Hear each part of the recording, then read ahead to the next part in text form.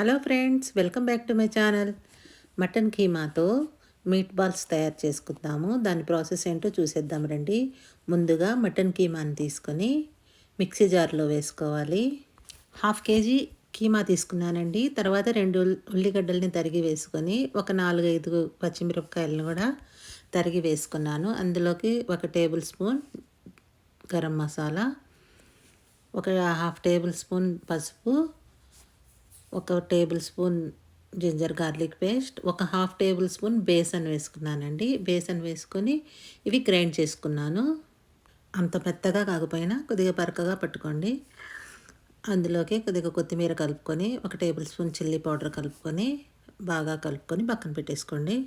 ఇప్పుడు ఒక గిన్నెలో వాటర్ పెట్టుకొని వాటర్ని తడి చేసుకుంటూ కొద్దిగా ఉండలు తీసుకొని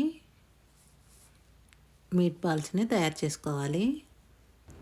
మంచి రౌండ్గా షేప్ వచ్చేటట్టు ఇలా వత్తి తయారు చేసుకోండి. ఇలా తయారు చేసుకున్న వాటినన్నిటిని ఒక నాన్ స్టిక్ గిన్నెలో వేసుకొని దాని మీద మూత పెట్టేసేసి వాటర్ కానీ ఆయిల్ కానీ ఏమీ వేయకుండా దాని మీద మూత పెట్టేసేసి స్లో ఫ్లేమ్ మీద ఉడికించుకోండి. అలా ఉడికే టైంలో దాంట్లో ఉన్న వాటర్ అంతా రిలీజ్ అవుతాయి. అవన్నీ ఎవాపరేట్ అయిపోయి ఇంకిపోయేంత వరకు ఇలా కలుపుకుంటూ ఉడికించుకోండి.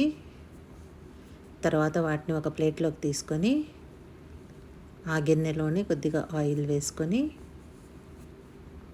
వీటిని ఫ్రై చేసుకోవాలి. గోల్డెన్ బ్రౌన్ కలర్ వచ్చేంత వరకు ఫ్రై చేసుకోండి.